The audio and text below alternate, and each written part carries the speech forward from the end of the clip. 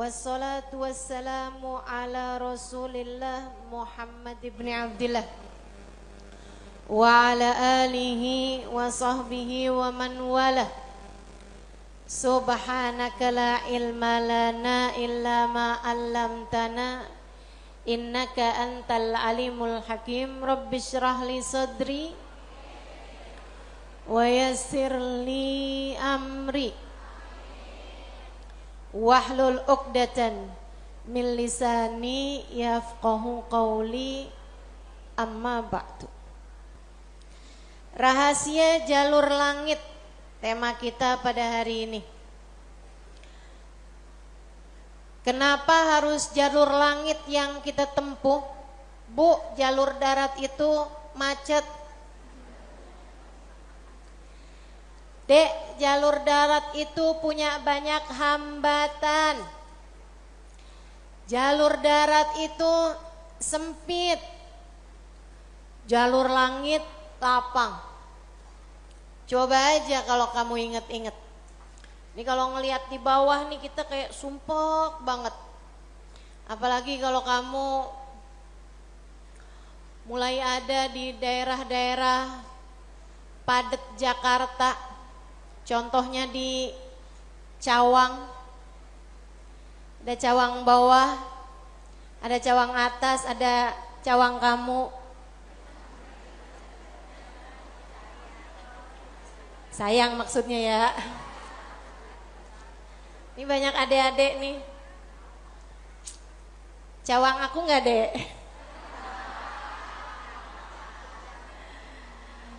Masya Allah. Jalur darat ini suka sumpek, suka padat. Tapi kalau kamu naik ke atasnya gedung paling atas, terus kamu lihat arah langit. Pernah ngelihat kemacetan pesawat gak di langit? Gak pernah. Pernah lihat ada lampu merah gak di langit? Gak pernah. Jalan bebas hambatan, yang benar-benar bebas hambatan adalah jalur langit. Makanya perlu banget buat kita tempuh jalur yang satu ini.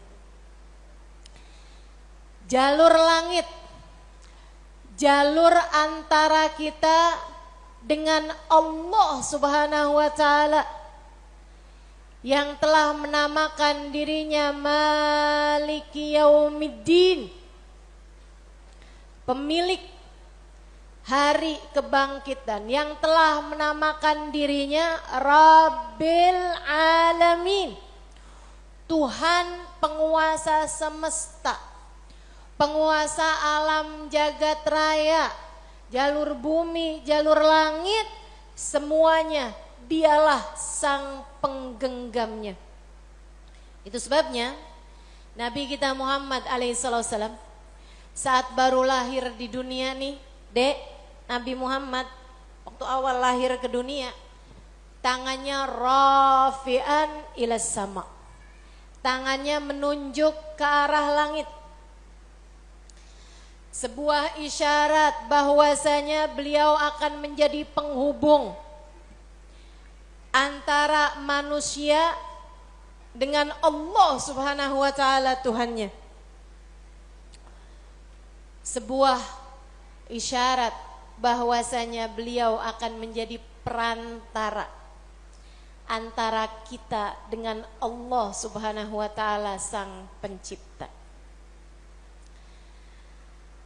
Jalurnya Allah, jalur langit, harus sesuai sama apa yang dipesankan, yang disampaikan sama Nabi besar Muhammad sallallahu alaihi wasallam, yang Allah mengatakan tentangnya, a'udzubillahi minasyaitonirrajim, qul innama ana basyarum mithlukum yuha ilayya. Qul, sampaikan kepada umatmu wahai Nabi Muhammad, ana basyarum mithlukum, Saya memang manusia seperti kalian juga. Kalian makan, saya makan, kalian tidur, saya tidur. Kalian menikah, saya menikah, kalian punya anak, saya punya anak. Saya sama kalian juga. Kalian sakit, saya juga merasakan sakit. Innama ana bashar. Saya manusia seperti kalian. Sampaikan itu kepada umatmu wahai Nabi Muhammad. Akan tetapi yuha ilayya, jangan lupa saya adalah hamba wahyu, telah diwahyukan kepadaku peta menuju jalur langit, peta kebahagiaan hidup dunia membawamu kepada kebahagiaan hidup akhirat, peta untuk membuatmu kenal kepada Sang Pencipta. Jalan hidup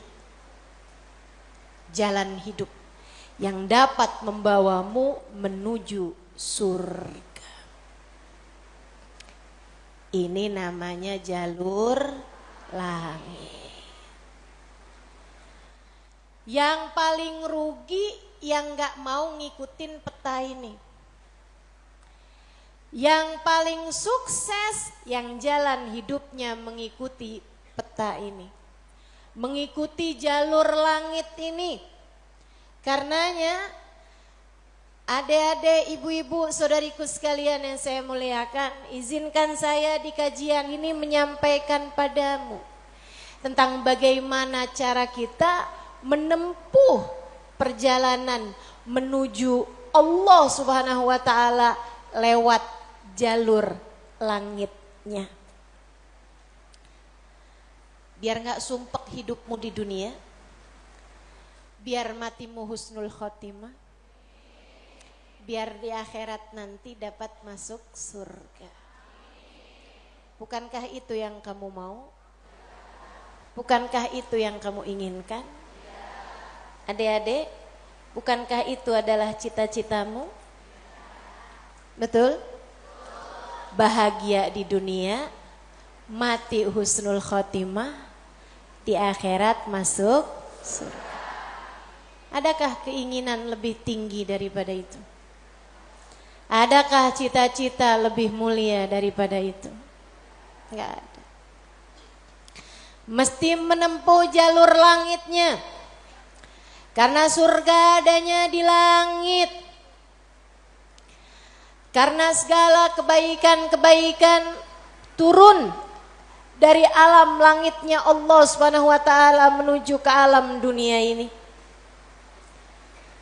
Saat kamu rasa dadamu sesak di dunia, maka naiklah ke atas dan menengadahlah.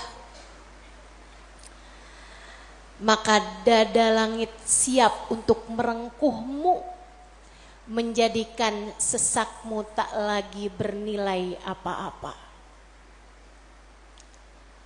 Sesakmu jadi lega. Sesakmu jadi lega.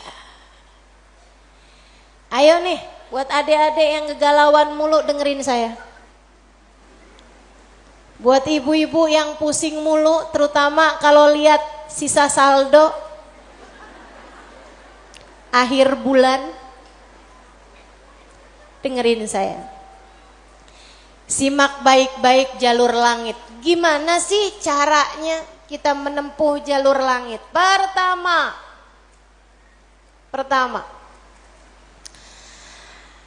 apa aja jalur langit yang bisa kita tempuh? Pertama,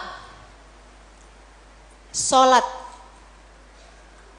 Itu adalah jalur langit yang jangan sampai pernah kamu tinggalkan. Sayyidina Muhammad Al-Bagir berkata kepada putranya Sayyidina Ja'far As-Sadiq, "Ya bunai, ittasil billah." Wahai anakku, senantiasalah terkoneksi dengan Allah. Senantiasalah tempuh jalur langit menyampaikanmu kepada Allah Subhanahu wa taala. Seringlah terkoneksi sama Allah.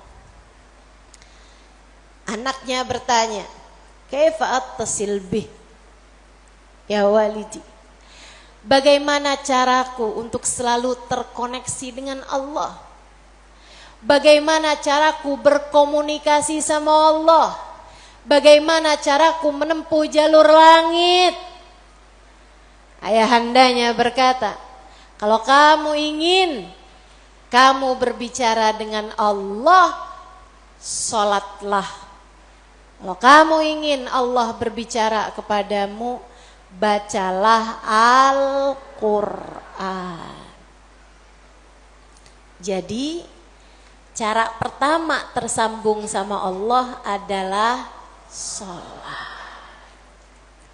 Jangan tinggal sholat. Jangan tinggal sholat meski siapapun yang mengatakannya.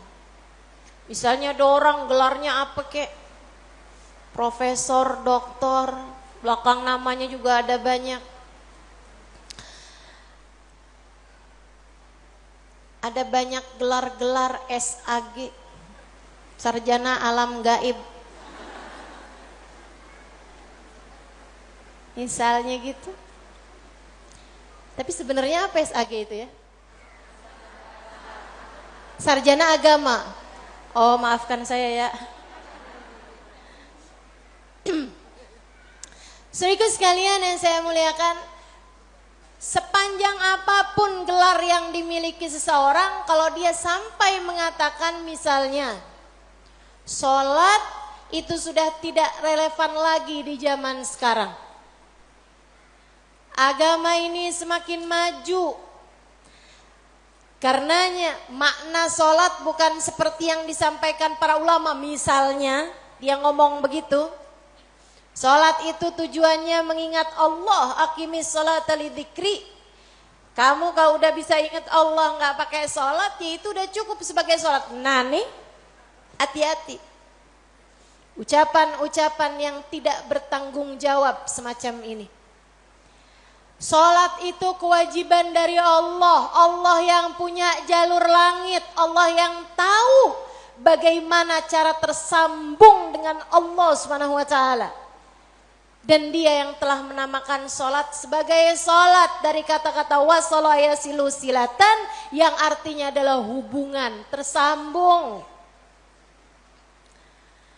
Orang yang punya sholat, menjaga sholatnya, dia akan senantiasa tersambung dengan Allah. Dia adalah orang-orang yang menjaga jalur langit. Komunikasi langitnya tetap tersambungkan. Jagain sholat. Dek, jagain. Tapi saya belum bisa khusyuk Ustazah. Enggak apa-apa.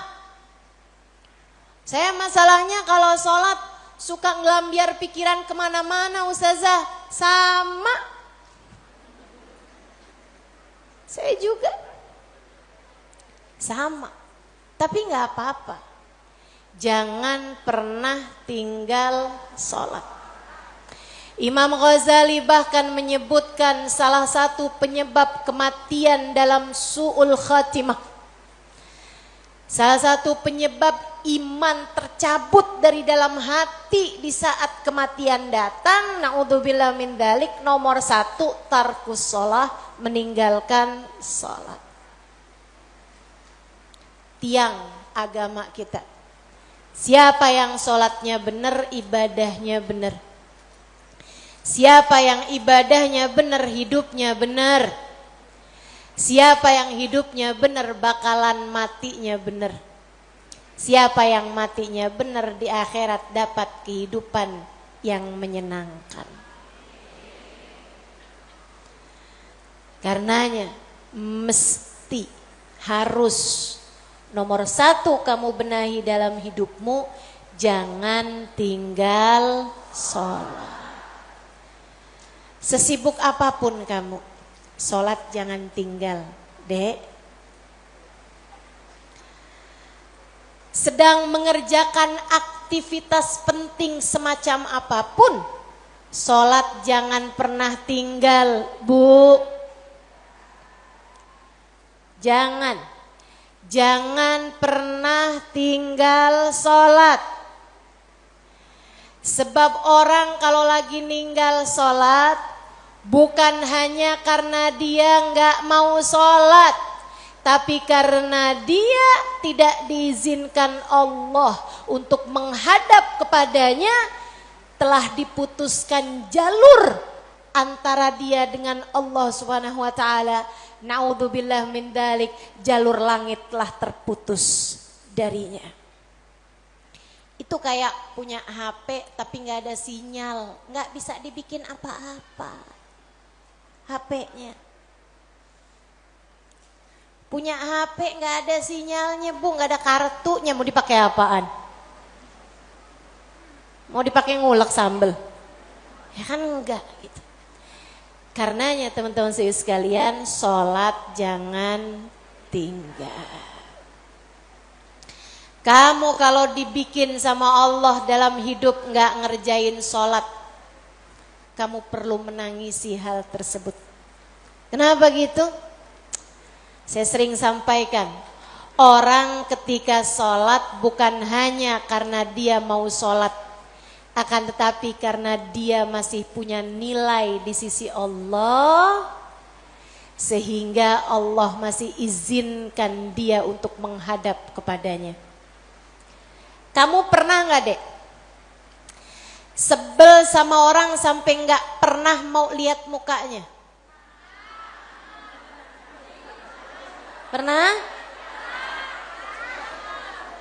Sekarang saya tanya sama ibu-ibu, ibu-ibu pernah gak benci banget sama orang sampai gak sudi lihat muka dia?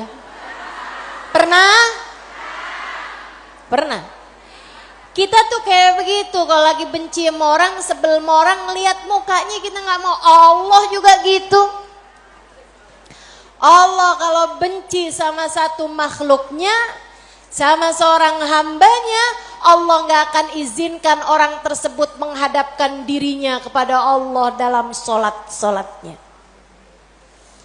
Dia kirain dia yang gak mau sholat, padahal Allah yang gak mau dia menghadap kepadanya.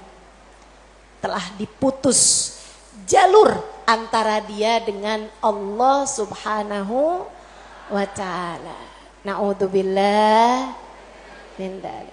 Ada yang nanya sama saya, Ustazah, saya nih kan lagi belanja nih Ustazah, kan sibuk tuh kan. Belanja di mana? Di mall Ustazah. Boleh gak Ustazah saya jamak sholat saya? Lah, nge-mall di jamak sholat. Ada nih yang begini. Saya mau lihat di sini ada apa kagak nih. Belanja ke pasar, sholat udah sampai di jamak-jamak. Innalillahi. Boleh nggak Ustazah? Nggak boleh lah. Yang boleh jamak sholat itu kalau bepergian, itu pun juga dengan jarak keluar kota 82 km. Tapi kalau kurang dari itu, nggak boleh mengerjakan jamak sholat. Katanya Nabi Muhammad, man jama'as shalah bi ghairi udrin faqad atababan min abwabil kabair. Siapa yang suka ngumpulin sholat, jamak sholat tanpa ada alasan yang dibenarkan, dia sedang mendatangi salah satu pintu dari pintu-pintu dosa-dosa besar. Dia tanya, boleh gak Ustazah jamaah sholat? Nggak boleh, kecuali karena ada alasan yang dibenarkan. Emang kenapa gitu Ustazah? Kamu kalau kepengen hidup dipentingkan sama Allah, maka kamu harus mementingkan Allah. Sholat adalah gambaran tentang kamu mementingkan Allah, maka insya Allah hidupmu akan dipentingkan oleh Allah. Jalur langit yang pertama adalah sholat. Makanya ada orang yang sholatnya husyuk-husyuk. Ada orang yang sholatnya panjang-panjang. Tuh guru-guru saya tuh. Sholatnya panjang-panjang, terutama sholat sunnah.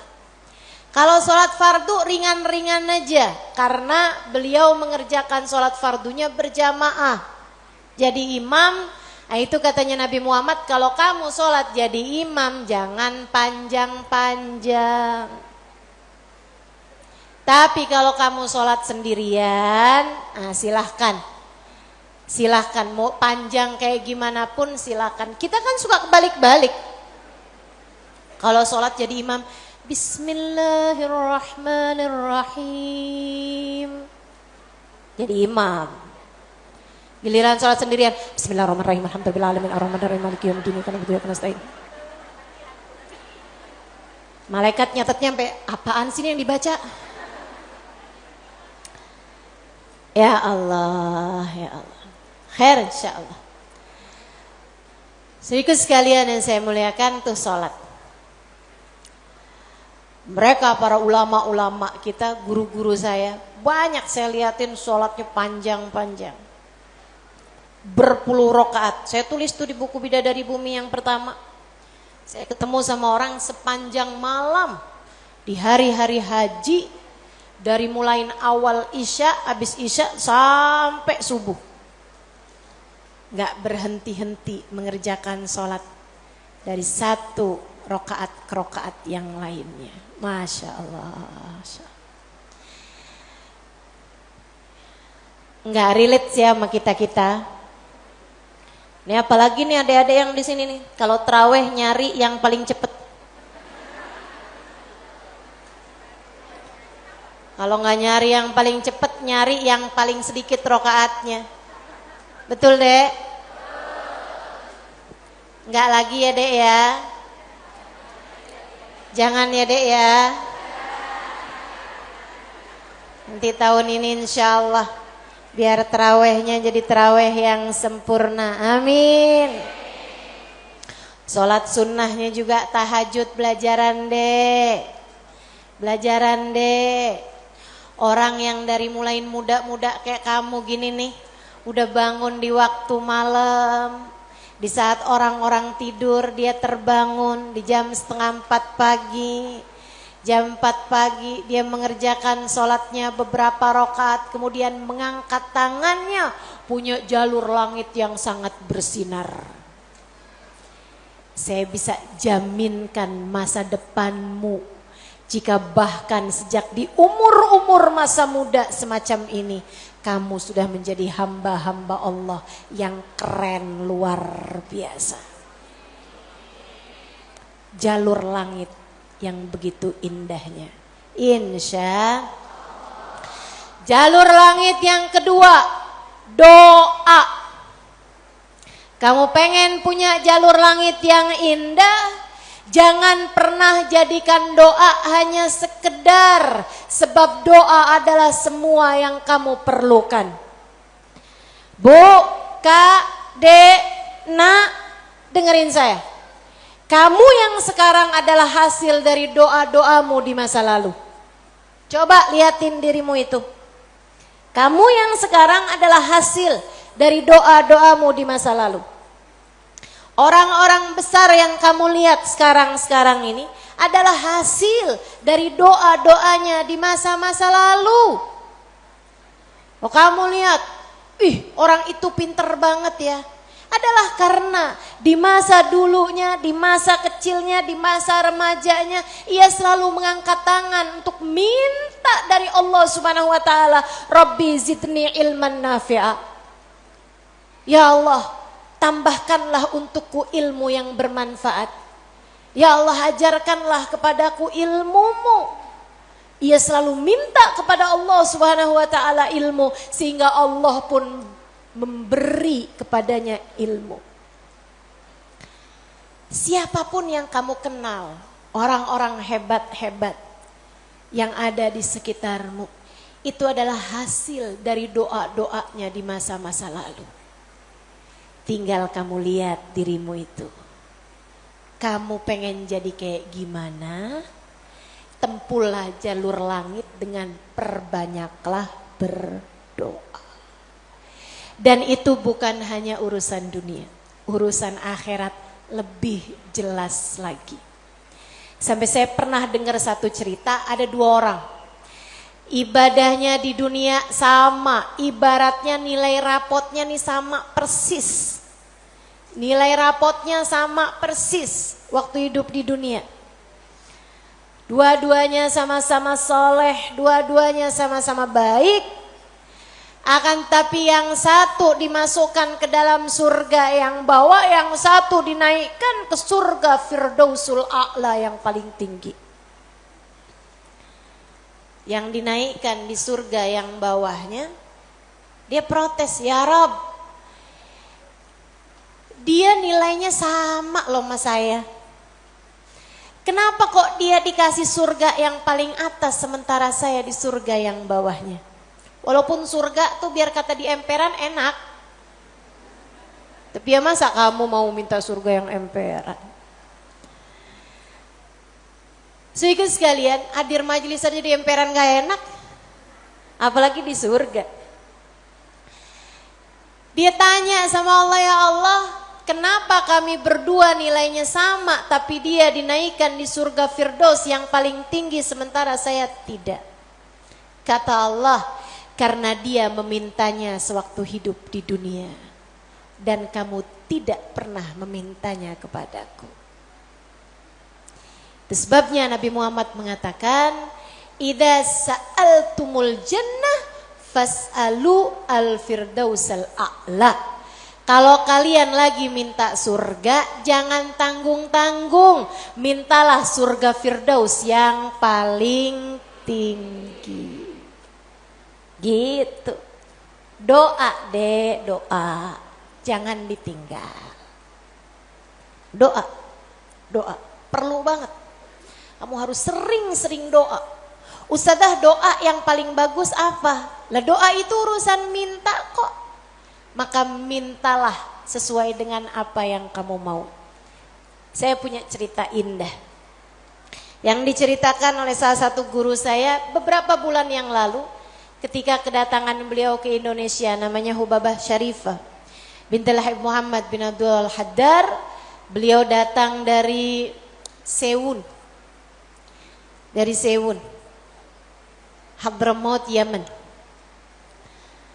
Saya menjadi penterjemah beliau kala itu, jadi saya ingat betul kisahnya. Salah satu dari kisah yang beliau ceritakan, kata beliau, ada seorang ibu-ibu datang kepada ayahanda saya. Ayahandanya seorang ulama terkemuka, namanya Habib Muhammad bin Abdullah Al-Haddar, guru dari guru saya, guru dari guru-guru saya, sekaligus ayah dari guru-guru saya. Ayahandanya Hubabah Syarifah, ayahandanya Hubabah Nur, ayahanda Hubabah Maryam. Habib Muhammad bin Abdullah Al-Haddar, pemilik Ribat Baydha di kota Baydha, Yaman sana itu. Sehingga sekalian, beliau seorang pendakwah, seorang yang mustajabud dakwah, yang doanya mustajab. Satu waktu ada seorang ibu datang dalam keadaan menangis terisak-isak kepada ayahandanya di saat Hubabah Syarifah sedang ada di sisi ayahandanya. Ibu tersebut bilang, Habib, tolong doakan anak saya, Bib. Anak saya bandel sekali, Bib. Saya susah banget. Ajakin dia sholat susah, ajakin dia kerjain kebaikan susah. Anaknya bandel, gak mau denger apa kata saya. Tolong saya, Bib, doakan anak saya, apa yang harus saya lakukan. Beliau kemudian berkata, Bu, ibu kepengen anak ibu jadi anak yang soleh. Iya, Bib, pengen banget, banget, Bib.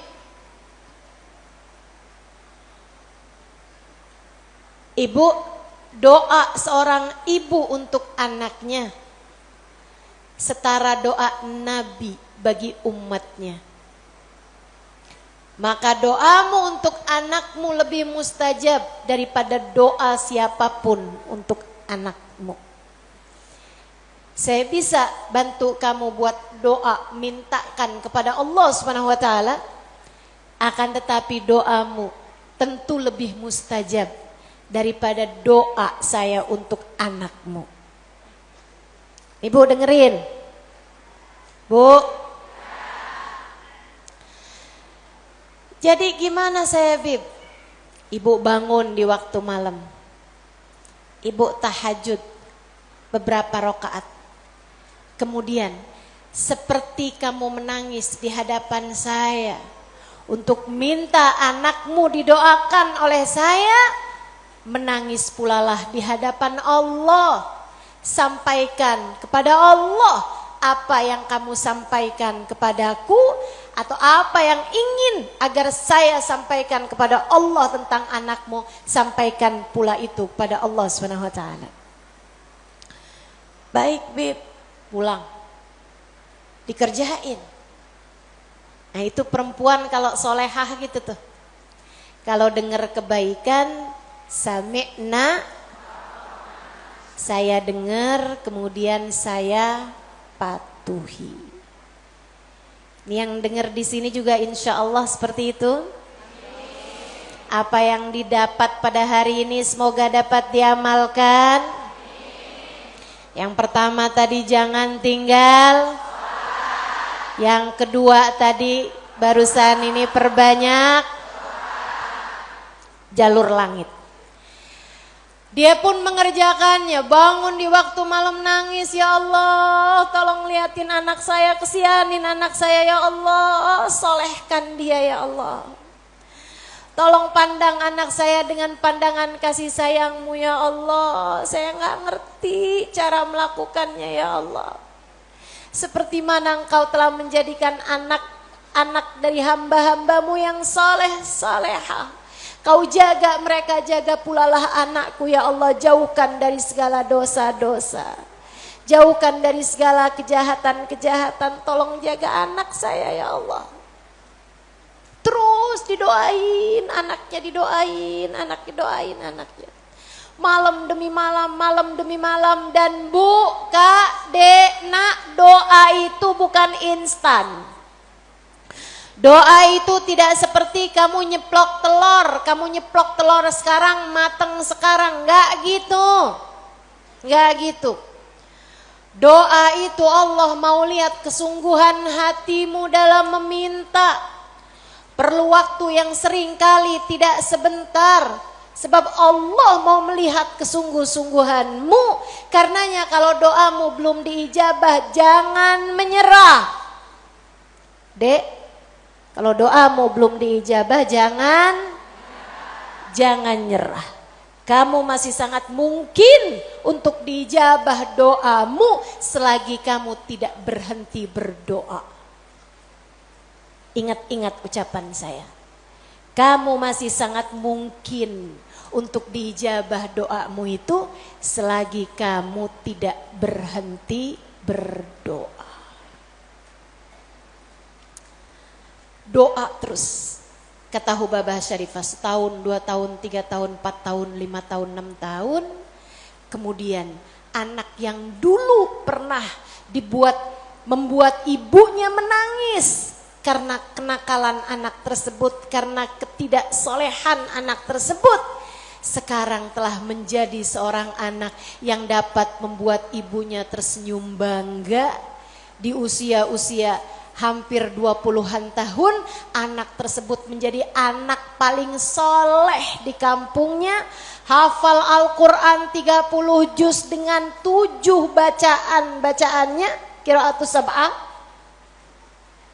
Anak yang jauh dari kenakalan-kenakalan remaja, anak yang dekat dengan para ulama, anak yang mengetahui banyak ilmu agama, anak yang menjadi sangat soleh, idaman semua para orang-orang tua. Jangan nyerah, jangan nyerah. Jika kehidupan membuatmu tersungkur, itu adalah waktumu untuk membenamkan dirimu dalam sujud-sujud panjang kepasrahan. Kemudian kamu langitkan doa hingga Allah mengijabah doa-doamu itu. Saya ulangi, jika badai kehidupan membuatmu jatuh tersungkur, itu adalah saat yang tepat untukmu membenamkan wajahmu dalam sujud-sujud kepasrahan. Kemudian kamu langitkan doa-doamu, berbisik di bumi, namun suaramu didengar hingga ke arsy. Saat itulah Allah akan mengijabah doamu itu. Jangan pernah berhenti berdoa. Jangan remehkan doa. Jangan remehkan doa. Saya, Dek, pernah muda juga kayak kamu. Ya masa lahir langsung gede gini. Sewaktu saya remaja, masuk umur 12 tahun, 13 tahun, sebelum balik bahkan saya udah berada di pondok pesantren. Jadi saya itu gak pernah ngalamin masa belum berjilbab sebelum balik. Maksudnya ketika balik tuh saya udah mulain berjilbab. Alhamdulillah, nikmat dari Allah SWT. Adik-adik saudaraku sekalian, saat saya kecil, saya ada di pondok-pondok pesantren, saya mulai kenal ustadz-ustadz, ustadzah-ustadzah, ulama-ulama yang membuat saya jatuh cinta dengan ilmu agama. Alhamdulillah, Allah kasih rasa dalam diri saya keinginan untuk selalu belajar. Saya punya keingintahuan yang banyak terhadap urusan ilmu. Jadinya saya senang banget belajar. Nah di waktu kecil itu tadi, umur 12-an tahun sebagai santri, kan selain dari belajar ada kewajiban lain tuh. Nyuci baju, apalagi kalau dapat piket, bersihin kamar mandi, nyapu kamar, ngepel kamar. Itu saya sangat tersiksa sekali. Sebab saya ini adalah pemalas. Jadinya karena saya pemalas urusan bebersih dan saya mendadak rajin ketika urusannya belajar, saya seneng belajar, saya seneng tahu, saya suka mikir. Saya tuh kalau lagi baca kitab gitu seneng banget. Saya kalau lagi belajar gitu seneng banget. Apalagi kalau ustadzanya yang nyampein ilmu dengan cara-cara yang sangat saya sukai gitu. Ngasih tahu hal-hal yang gak ada di dalam kitab gitu. Saya bisa melongo, dengerin, seneng banget. Jadinya di masa-masa kecil, itu kalau saya lagi dengerin kajian, kalau saya lagi baca kitab, saya suka doa. Ya Allah, jangan pernah pisahkan saya dari ilmu. Ya Allah, jangan pernah jauhkan saya dari kitab-kitab pengetahuan yang mendekatkan saya padamu. Umur 12 tahun, 13 tahun, doa saya semacam itu. Ayo nih, adik-adik yang umur 16 tahun, ya Allah kenapa kok saya nggak pernah ada yang nembak ya?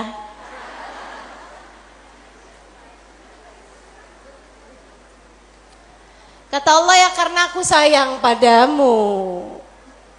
Karena aku berkehendak untuk menjagamu gitu. Ini malah dipertanyakan, saya kurang cakep apa ya? Kok gak ada yang naksir sama saya gitu? Siapa kek, tukang kebun? Satpam sekolah? Jangan ya dek. Jangan. Kalau kakak kelas boleh ustazah, jangan juga. jangan pacaran. Adik-adik sekaligus sekalian, sebaliknya ketika saya mulain, kalau saya lagi nyapu, saya lagi nyuci baju, apalagi kalau saya udah mulain harus nyikat kamar mandi, rasanya saya keberatan sekali. Saya sambilan nyikat kamar mandi sambil doa, ya Allah yang beginian saya nggak usah dikasih dong. Ya Allah selamatkan saya dari hal-hal yang semacam ini. Alhamdulillah, alhamdulillah. Saya habisnya itu juga mondok-mondok pesantren, tapi bisa dihitung dengan jari waktunya di mana saya harus nyuci baju, di mana saya harus ngepel, di mana harus nyapu gitu.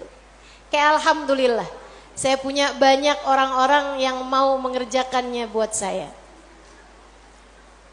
Alhamdulillah. Allah bakal kasih. Kata Allah Subhanahu wa taala, "Ud'uni astajib lakum." Mintalah kepadaku niscaya akan aku ijabah. Minta, doa, jangan berhenti berdoa. Ayo adik-adik, kamu punya panjang masa depan insyaallah. Umurmu mudah-mudahan masih tersisa panjang insyaallah. Jangan sesali dengan di masa tua kamu enggak dikasih hal-hal besar dalam kehidupan karena kamu tidak pernah memintanya kepada Allah. Minta, ya Allah, pandanglah aku dengan pandangan kasih sayang-Mu.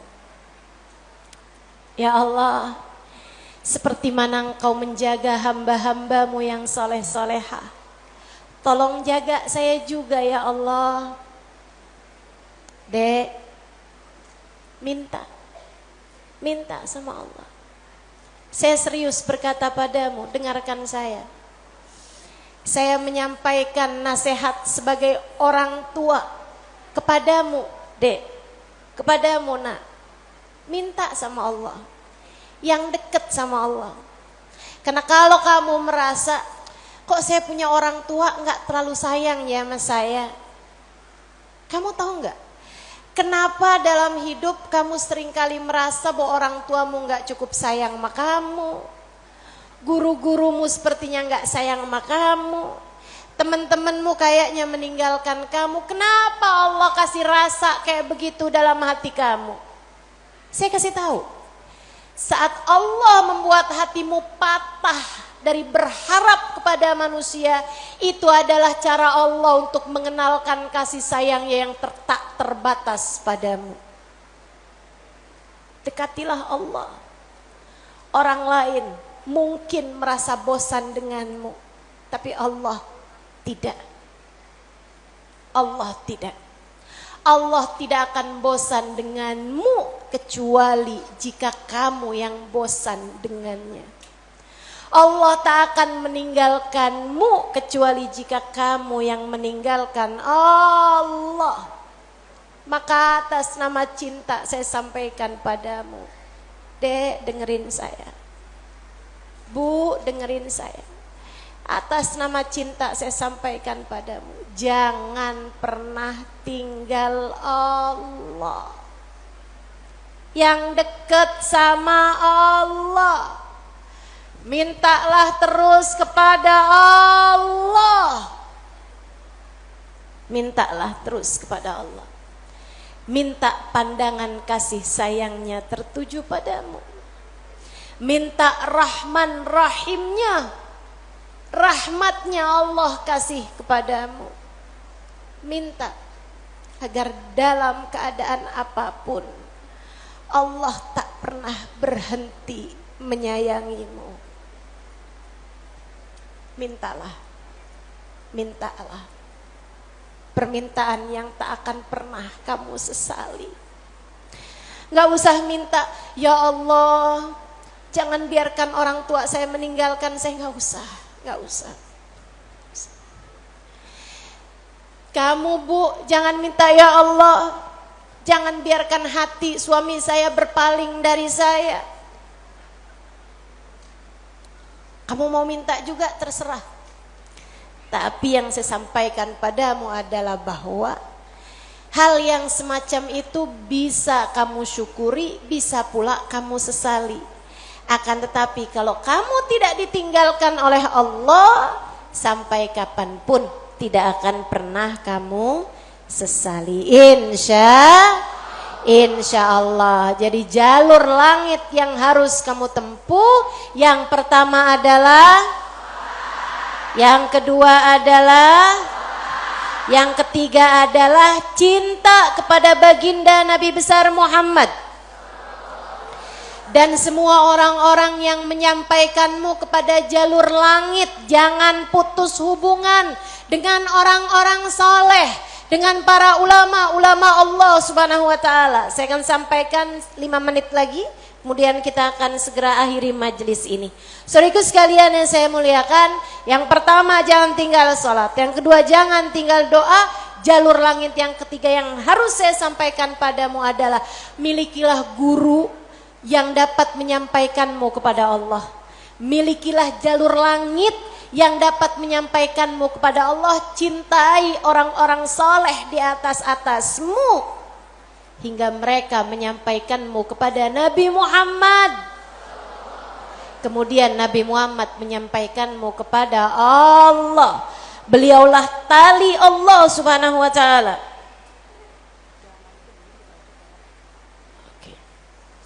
Beliaulah tali Allah Subhanahu wa Ta'ala yang terbentang kepada kita sekalian. Mudah-mudahan Allah Subhanahu wa Ta'ala senantiasa menyampaikan kita kepada Allah Subhanahu wa Ta'ala lewat jalur langit yang benar, jalurnya baginda kita Nabi besar Muhammad sallallahu alaihi wa ala alihi wasallam, manusia yang paling penuh kasih kepadamu.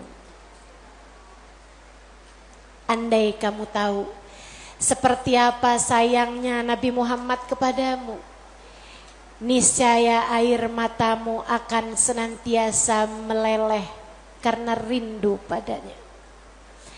Andai kamu tahu seperti apa cintanya Nabi Muhammad kepadamu sebagai umatnya, niscaya kamu akan menyibukkan dirimu bersolawat kepadanya, dan itu adalah merupakan salah satu dari tangga-tangga yang mendekatkanmu padanya. Andai kamu tahu seperti apa cintanya Nabi Muhammad dan pengorbanannya kepadamu, niscaya kamu tak akan berharap cinta manusia selain daripada cinta Nabi Muhammad sallallahu alaihi wasallam. Maka 3 jalur langit ini kalau kamu tempuh, kamu tidak akan pernah tersesat jalan. Kamu akan sampai di tujuan. Peta kehidupannya menjadi terbaca dan kamu akan melangkah tanpa keraguan. Jika 3 jalur langit ini kamu tempuh, dari sholat tidak ada yang kamu tinggal, dan kamu tambahi dengan ibadah-ibadah sholat-sholat sunnah pula, terutamanya di keheningan malam, di sepertiga malam yang terakhir. Juga doa, dalam keadaan apapun kamu memperbanyak berdoa.